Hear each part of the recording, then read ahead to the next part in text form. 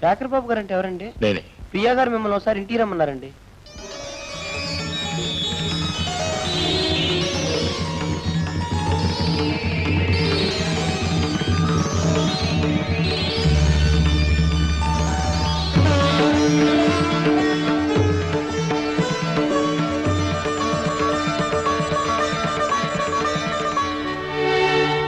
ప్రియా, రమ్మని కబురు చేసావా? నువ్వు కబురు చేస్తావని నేను అనుకోలేదు. నాకు వీలుపడలేదు. ఆయన ఊళ్ళో లేరు. ప్రియా, నిన్ను కలుసుకోవాలని నేను ఈ ఊరు వచ్చాను. కలుసుకోవడానికి ఎన్నో రకాలుగా ప్రయత్నం చేశాను. కానీ చివరికి నిన్ను కలుసుకోలేని స్థితిలో, నీతో మాట్లాడలేని పరిస్థితిలో కలుసుకున్నాను. నేను కలుసుకోవాలని నేను వచ్చాను. కలుసుకోవడానికి ఎన్నో రకాలుగా ప్రయత్నం చేశాను. కానీ చివరికి నిన్ను కలుసుకోలేని స్థితిలో, నీతో మాట్లాడలేని పరిస్థితిలో కలుసుకున్నాను. ప్రియా, నిన్ను కావాలని నేను దూరం చేసుకున్నాను అనుకుంటున్నావా? వద్దు బావా, ఇంకేం చెప్పద్దు. ఆ వివరాలన్నీ నాకు తెలుసు. బావా, నువ్వు నాకు సాయం చేస్తావా? చెప్ప్రియా.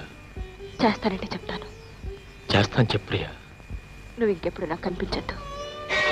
ప్రియా, నేను ఎక్కడుంటే నీ సంసారం చెడిపోతుందన్నా, నీ మనసు నలిగిపోతుందన్నా నేను వెళ్ళిపోతాను. కానీ ఒక్క నిజం మాత్రం చెప్పు, పెళ్ళైన దగ్గర నుంచి ఇప్పటి వరకు ఇద్దరూ కలిసి కూర్చుని 10 నిమిషాలనే మాట్లాడుకోగలిగారా?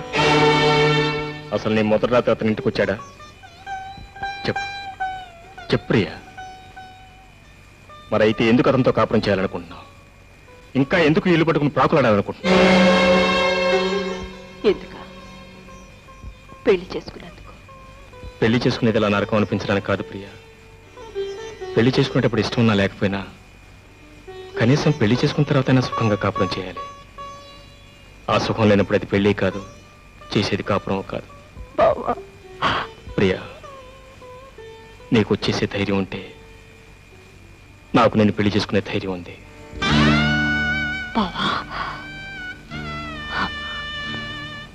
నేను ఒకరి భార్యని. అందుకే ప్రియా, అర్ధరాత్రి ఈ చెట్ల తోట నిన్ను కలుసుకునే కరం పట్టింది. ప్రియా, ఈ లోకంలో ఎంతో మంది పెళ్లిళ్ళు చేసుకుంటున్నారు. ఇష్టం లేకపోతే విడాకులు ఇచ్చుకుంటున్నారు, తిరిగి పెళ్లిళ్ళు చేసుకుంటున్నారు. అంటే నన్ను కూడా అలా చేయమంటావా? ఏం తప్ప?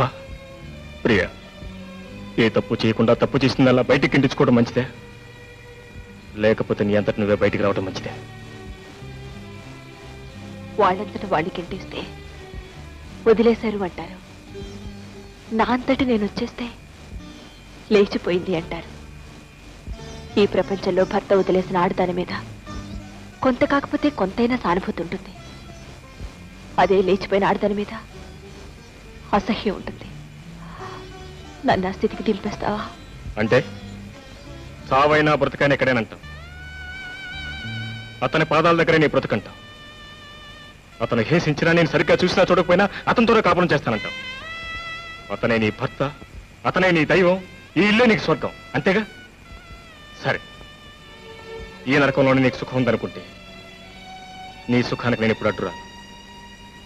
నువ్వు కోరినట్టే ఇంకెప్పుడు నీకు కనిపించను.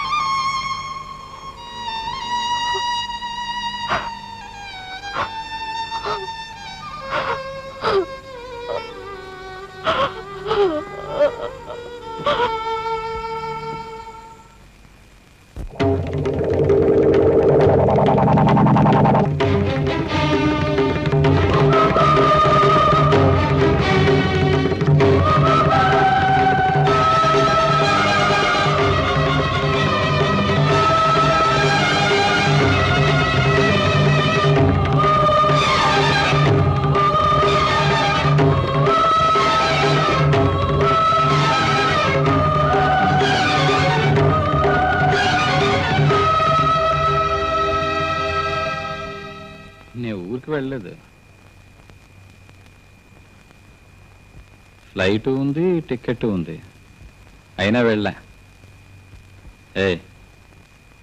ఎందుకో తెలుసా? అందుకే. అవును, నువ్వు రామాయణం చదువుకున్నావా? అందులో రావుణ్ణి కైకి అడవికి వెళ్ళమంది, రావుణ్ణి మాత్రమే వెళ్ళమంది. రావుడు మాత్రమే వెళ్ళాడా? పోతూ పోతూ సీతను కూడా పట్టుకుపోయాడు. ఎందుకు పట్టుకుపోయాడు తెలుసా? 14 సంవత్సరాల తర్వాత ఆయన తిరిగి వచ్చేసరికి ఈవిడ ఎలా ఉంటుందో, ఎక్కడ ఉంటుందో భయం వేసి పట్టుకుపోయాడు. అంత క్యారెక్టర్ ఉన్న రావుడికి అంత భయం వేస్తే క్యారెక్టర్ లేని నాకెంత డౌట్ ఉండాలంట.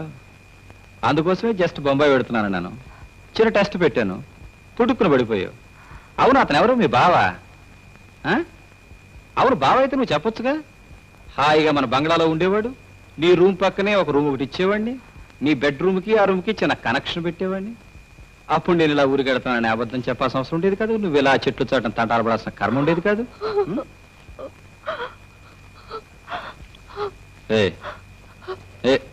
ఏడుస్తున్నావా? నో, ఏడుస్తావు? ఆడది ఏడ్చింది అంటే తప్పు చేసినట్టు లెక్క. అయినా నువ్వేం తప్పు చేసావని? నా ఇష్టం వచ్చినట్టు నేను తిరుగుతున్నాను, నీ ఇష్టం వచ్చినట్టు నువ్వు తిరిగావు. చూడు, మగవాడు తిరగడానికి స్వేచ్ఛా స్వాతంత్రాలు ఎంత ఉన్నాయో ఆడదానికి కూడా అంతే ఉన్నాయి. నువ్వు రుజువు చేసావు. You are right. ఎవడో రాశాడు, మగవాళ్ళు చాలా ధైర్యవంతులు, ఆడవాళ్ళు పిరికివాళ్ళు అని. పాపం పిచ్చి సన్నాసి.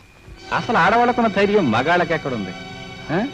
చూడు, నేను తాగుతానని తెలుసు, తిరుగుతానని తెలుసు. నాకు పెళ్లి కానప్పుడు, మామ ఇంట్లో లేనప్పుడు ఒక్క ఆడపిల్లను గుమ్మం దాకా తీసుకొచ్చే ధైర్యం నాకు లేకుండా పోయింది. కానీ నీకు పెళ్ళై మొగుడు ఉండగా, అత్తగారి ఇంట్లో ఉండగా డైరెక్ట్ గా మగాన్ని ఎక్కడికే తీసుకొచ్చేసావు, మాట్లాడి పంపించేసావు. ధైర్యం నీకుందంటావా, నాకుందంటావా? చూడు, మగవాడి ధైర్యం నాలుక మీదే ఉంటుంది, ఆడదాని ధైర్యం గుండెల్లో ఉంటుంది. ఏమిటి సైలెంట్ గా వెళ్ళిపోతే ఏ తప్పు చేయనట్ట? చేసిన పాపమంతా కాసిగిపోయినట్ట? చూడు, నీ గురించి నాకు బాగా తెలుసు, నీ గతం అంతా నాకు బాగా తెలుసు. అతను వచ్చింది నీకోసమేనని నాకు తెలుసు. అతను ఈ బంగ్లా చుట్టూ తిరుగుతూ పాటలు పాడుతున్నది కూడా నీకోసమేనని నాకు తెలుసు. వాడిని ఆ టీచర్ అమ్మ ఇంట్లో పెట్టుకున్నది కూడా నీకోసమేనని నాకు తెలుసు. ఆ టీచర్ అమ్మ ఇంటికి వచ్చేది మీ ఇద్దరిని కలపడం కోసమేనని కూడా నాకు బాగా తెలుసు. ఏదో ఒక రోజున నువ్వు వాడితో లేచిపోతావని కూడా నాకు తెలుసు. అందుకే మీ ఇద్దరికి ఈ మీటింగ్ ఏర్పాటు చేశాను. ఎలా లేచిపోతారో తెలుసుకుందామని ఈ మీటింగ్ ఏర్పాటు చేశాను. ఒకవేళ లేచిపోతూ ఉంటే అది చూసి మీ ఇద్దరిని కాల్చేయాలని రివాల్వర్ కూడా సిద్ధం చేశాను. దీన్ని ఉపయోగించి సంవత్సరం అయింది. కానీ నాకెందుకో మీ ఇద్దరిని చంపాలనిపించడం లేదే. ఎందుకంటే తీసుకుపోవడానికి వాడికి ధైర్యం లేదు, లేచిపోవడానికి నీకు ధైర్యం లేదు. అలా అని మీ ఇద్దరిని ఏమి చేయకుండా వదిలేస్తానని కూడా అనుకోవద్దు. నాకు తాగితే తప్ప ఏ ఆలోచన రాదు. ఆలోచన రావాలంటే తాగాలి. అందుకని ఇప్పటి నుంచి మొదలు పెడతాను తాగడం. తెల్లవారే వరకు తాగుతాను. తాగిన తర్వాత ఆలోచిస్తాను ఏం చెయ్యాలనేది, ఎలా చెయ్యాలనేది. ఈలోగా నువ్వు పారిపోవాలనో చావాలనో ప్రయత్నం చేసేవనుకో, చూడు బాగుంది. కళ్ళు చూసు, ఆ అమ్మ నిన్ను కొట్టాననుకుంటుంది. భోంచేయలేదుగా? భోంచే, ఉదయం దాకా టైం ఉంది కదా, ఆ తర్వాత కదా మీ ఇద్దరిని ఏం చేయాలనేది. డోంట్ వరీ, వెళ్ళు వెళ్ళు.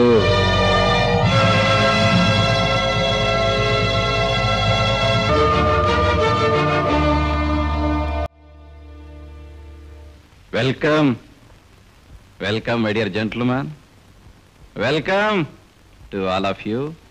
నేను ఫోన్ చేయగానే నా మీద ఉన్న గౌరవంతో అందరూ ఇక్కడ సమావేశం అయ్యారు. Thank you. ప్రేమించిన ఆమెకు పెళ్ళైనా ఆమె